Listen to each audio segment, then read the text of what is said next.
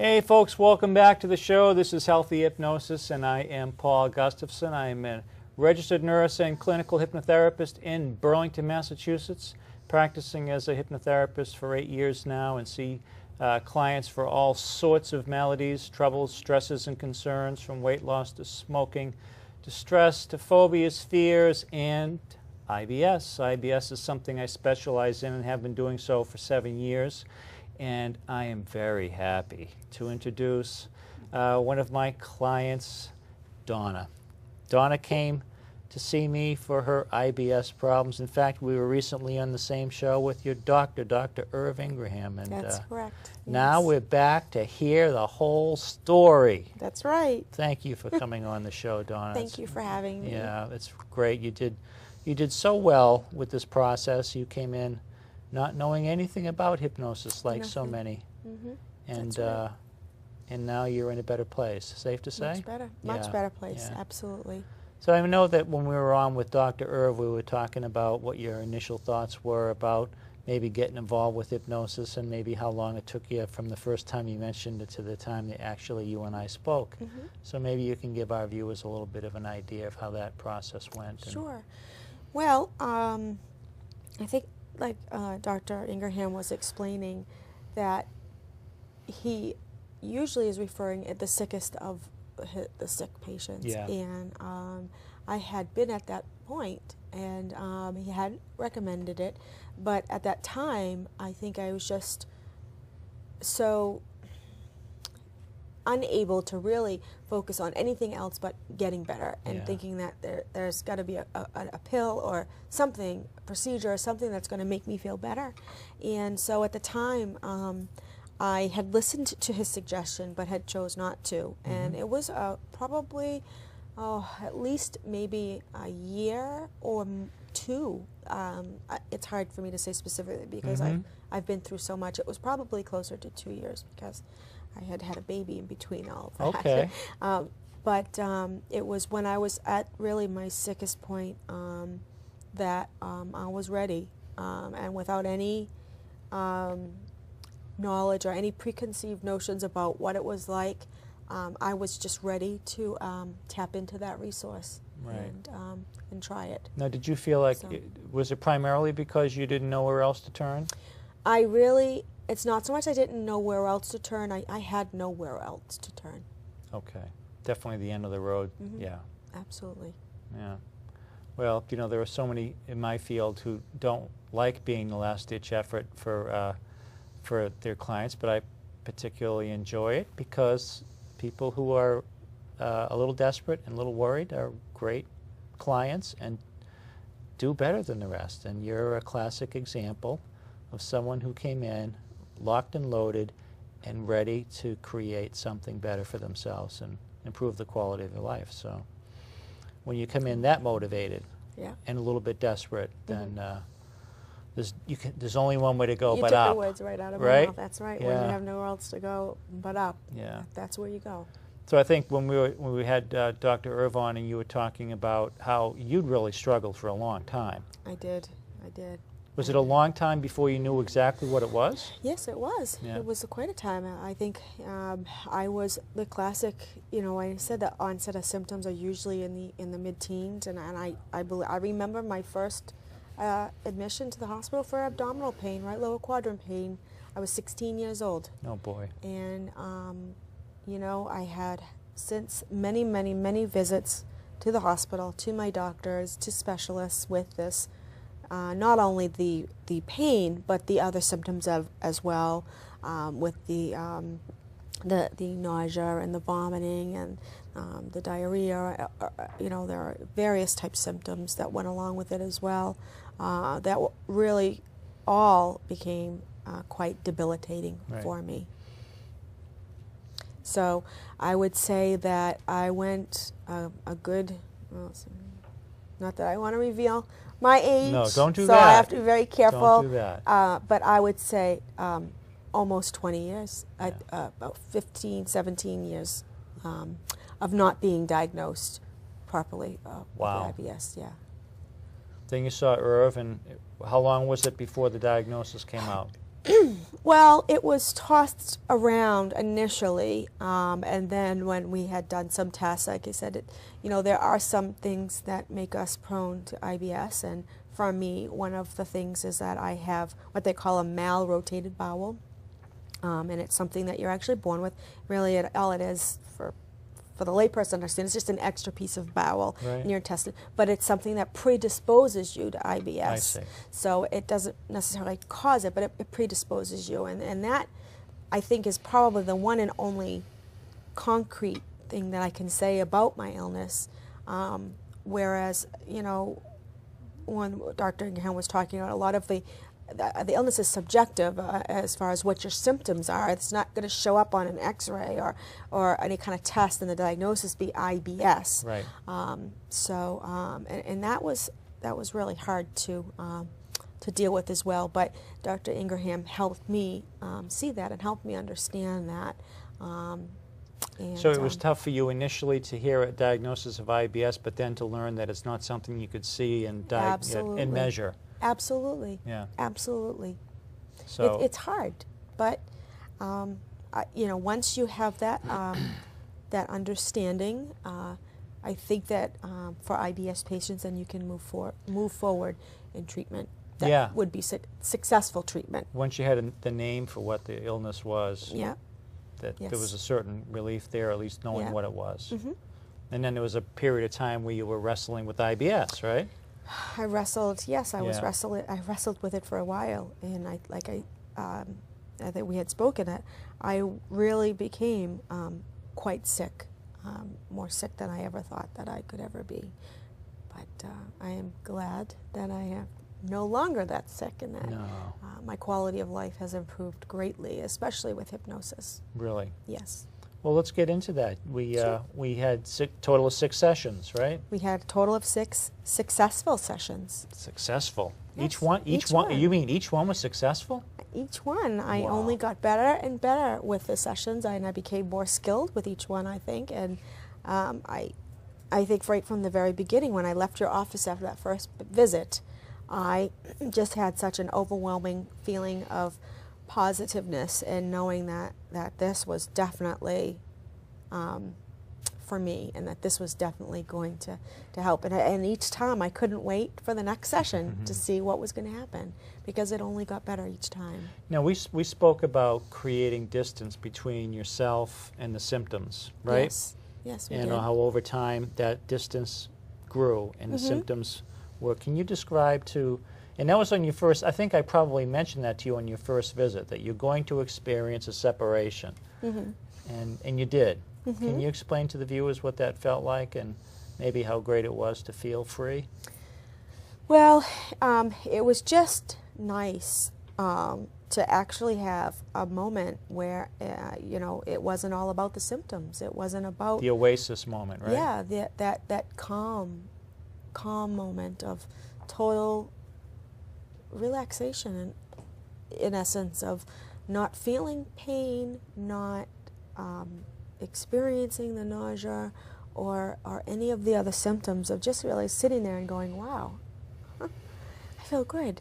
I feel really good. And for hours after that first session? And it would just be longer. Those periods would become longer and longer. And I mean, I was very aware of them because I was so used to the opposite of just suffering so much, that when you have these moments and these periods of not suffering, you really acknowledge them, and you learn to want and crave more of them. And so therefore, if you know what to do, how to get there, you do it just even better. Well, let's talk about what you did independently.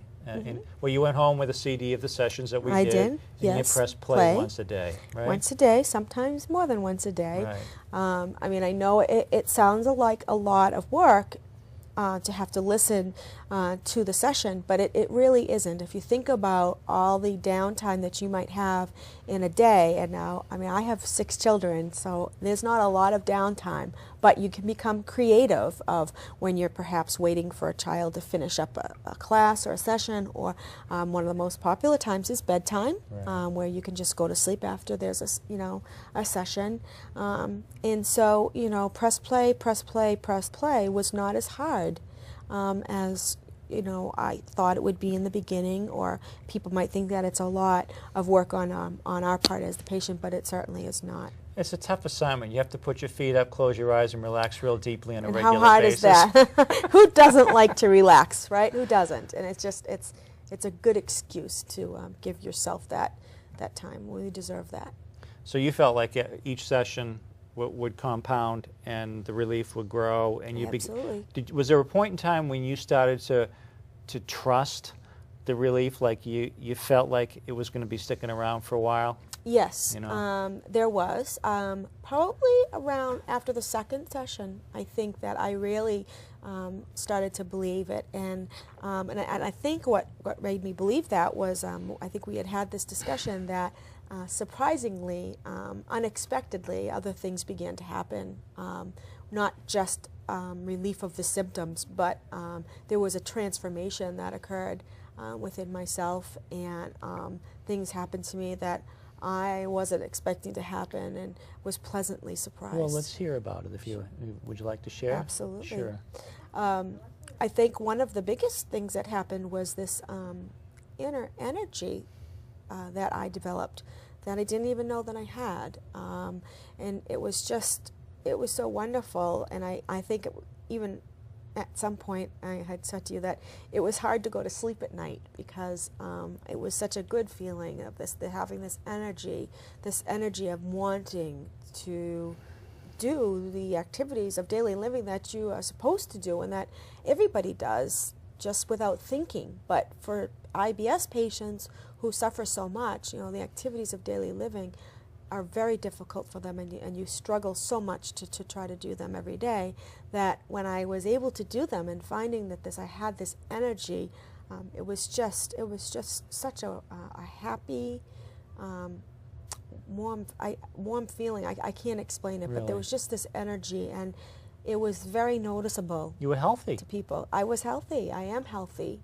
Healthier than I've been in a while, and people noticed, and people were saying to me, wow, you look great, you look good, what did you do, what's different about you, and it was just this positive energy that I was portraying, or exhibiting to people, that was just a reaffirmation that what I was doing was definitely the right thing for me. So people saw a change without you having to tell them what was going Absolutely. on. Absolutely. Yeah. No one knew initially what I was doing in order to improve my health. Yeah.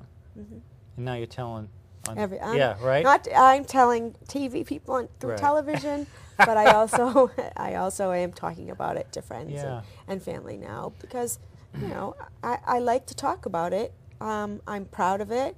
I am a supporter of it, and I also, being in the healthcare profession, I want people to feel better, and I want people to get that message out there that this is definitely something that can help, not just IBS patients, but any patient, any person who wants to tap into that, that power of positive thinking and improving that within themselves, and going to that subconscious and knowing that we have the tools. We do, don't we? To utilize them to make us better inside. Absolutely. So we just made enhanced the mind-body connection.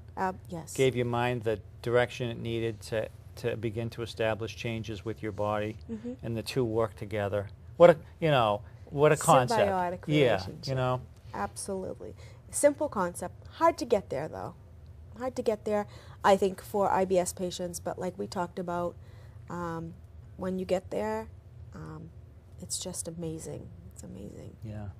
So where do you see your future? How do you think things are going to go? I see myself continuing to tap into this resource and exploring it, learning more about it, and learning new ways that I can use it to improve my life in all aspects of my life. And also, you know,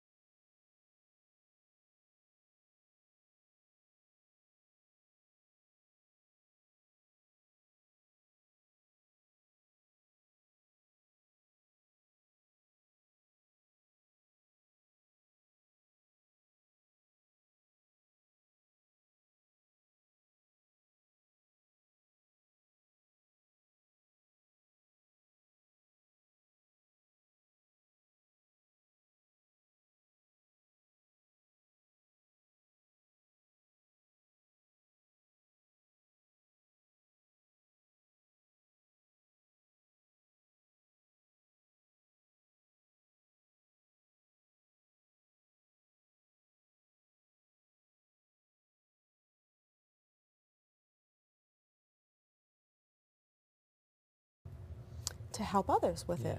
Yeah. Now we did self-hypnosis in our work together. Yes. And that was you creating the comfort of hypnosis without any help from anybody, right? That is correct. And that's a tool I imagine that you're using these days. I use every day. Every day. Sometimes, and more than once. Yeah. And it's not just a tool that, you know, when they say, oh, when you think of the term, you know, self-hypnosis, that you have to be in a quiet place without any, without any disturbances and without anybody bothering you. No. You know, I've used it in many instances where I've needed that sudden control, that sudden self-control, where you just can take that deep breath and quickly in your mind just get you there, and you kind of, it's like a tease.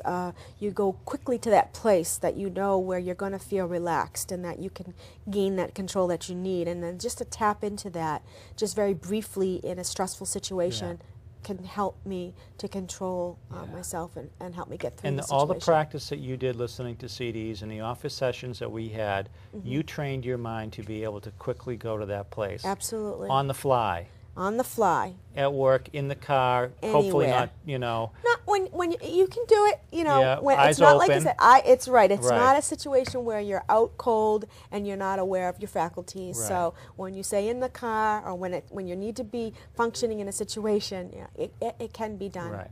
So should we show our viewers what we did with self-hypnosis and Sure. run through the ABCs of?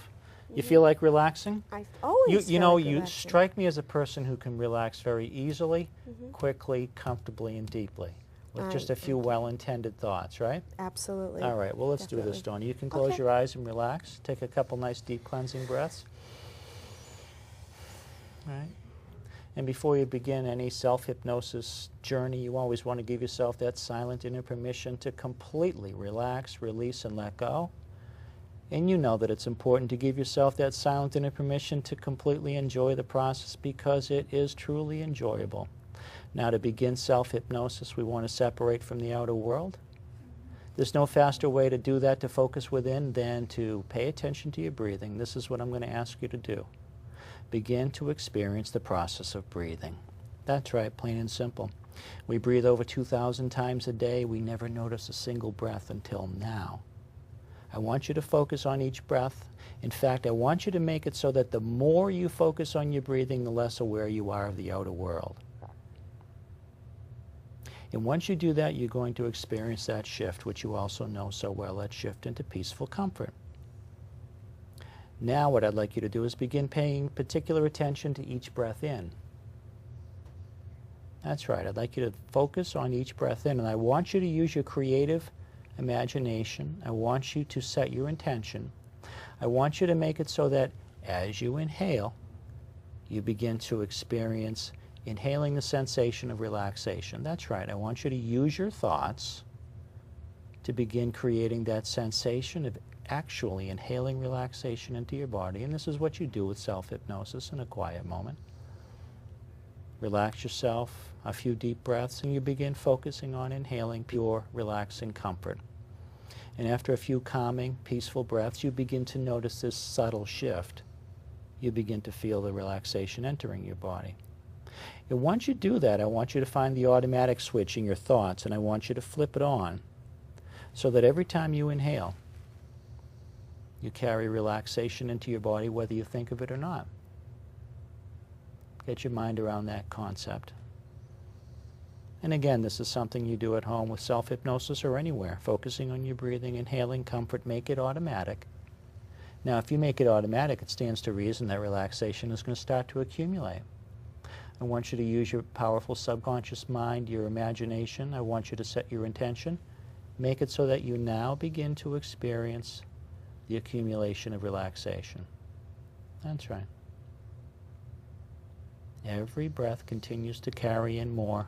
Feel it as it now spreads and saturates through the shoulder muscles and down through the arms. Perhaps you can direct it so it feels extra warm and comfortable in any area you choose, your back, down through your legs. This is something that you do independently. Focus on your breathing, inhaling comfort, make it accumulate, and then experience it as it spreads and saturates. That's right. Now here's another tip.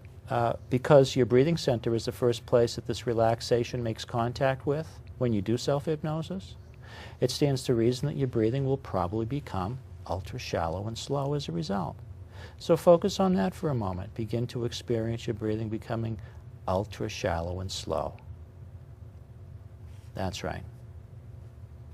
And when you do that, you begin to notice everything becomes peacefully still. Great. Now, the other advantage to making it automatic like this is that it'll continue to occur. You'll continue to inhale relaxation as you now focus on each breath out. That's right. I want you to pay attention to each breath out. I want you to use your imagination. I want you to set your intention. Make it so that as you exhale now, you begin to automatically let go, release, and be free of any and all stress, worry, hesitation, or concern.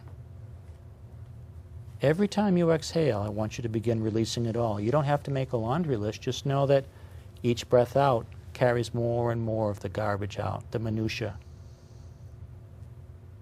And that's automatic too.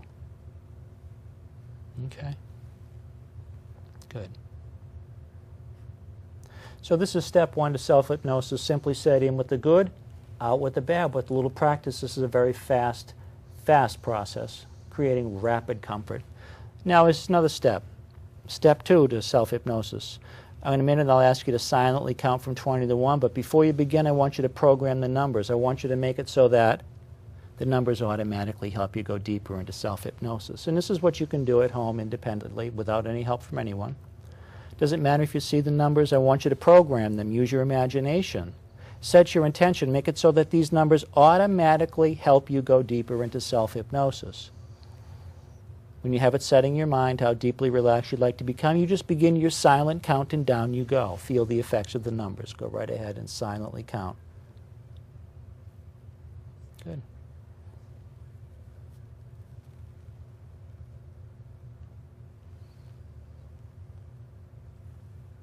Beautiful. Now what usually happens is that because each number is helping you to relax more and more and more, that the numbers usually just fade away. And if they haven't faded away yet, you can just let them drift away now. So that was step 2 to self-hypnosis, using numbers, programming your numbers, setting your intention, making it so that the numbers help you to go to a more peaceful, relaxing place. Step 3. Donna, I'd like you to imagine 3 switches. Switch 1, switch 2, switch 3. It doesn't matter if you really see them or not. Consider 3 switches and focus on number 1. I want you to use your imagination, set your attention, make it so that when you flip that imaginary switch number 1, you'll double your level of self-hypnotic relaxation. And a wonderful tool is to anticipate. Anticipate how wonderful that would feel to flip a switch and become twice as relaxed as you were. So when you have it set in your mind how deeply relaxed you'd like to become, in your mind you'll reach out, you'll flip that switch, and down you go.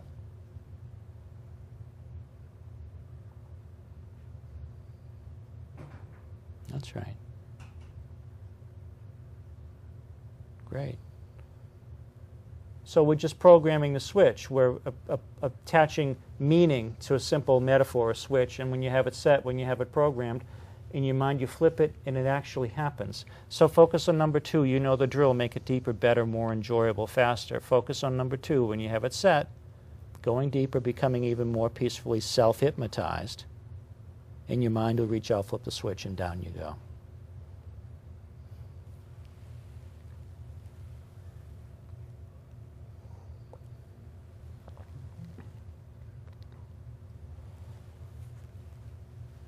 And number 3. Program that switch and flip it, and down you go. So I'm going to let Donna just relax and enjoy this for a few moments. It's important to understand this is a very easy technique. And I also say that when you practice inhaling, relaxing comfort with each breath that you take, you don't necessarily need numbers or switches at all. A few well-intended breaths help you go from here down to here very quickly. If you choose to use numbers, you can. I'm not implying that self-hypnosis is this big clunky process that you have to do the breathing and you have to do the numbers and the switches. It can be as simple as a few well-intended breaths. So now, Donna, that you're now peacefully relaxed, I figured I'm going to give you a couple suggestions to help you move forward even more confidently, positively, and healthfully in your life. I want you to create an image of your ultimate healthy success in the next, I'd say 30 seconds or 60 seconds or so. I want you to start creating in your powerful mind, your subconscious mind, images and thoughts of dramatic, ultimate healthy success in every way. There's nothing holding you back. I want you to tap into the fantasy talents of your youth. As a child, you were able to fantasize about so much, as we all were. Begin now to fantasize about how wonderful your life is going to be, IBS free. That's right. The symptoms are gone. You're so peacefully still and relaxed and able to take total control of your body. All of the session work you have done, all of the CDs you have listened to, all of the self-hypnosis work you have done has led you to this. Now allow that image to be sharp, vivid, and alive. See it very clearly. Feel it. Imagine that you can inhale the success that you see. Begin to inhale it into your body. Allow it to saturate through you. And you can feel it as it saturates down into your DNA and begins to replicate within you. That's right. All of your success has arrived. It's here to stay. Excellent. So you hold on to all these thoughts, words, and images, Donna. In the next few seconds here, I'm going to count from 1 to 5, and during this count, you're going to transition back to full conscious awakening.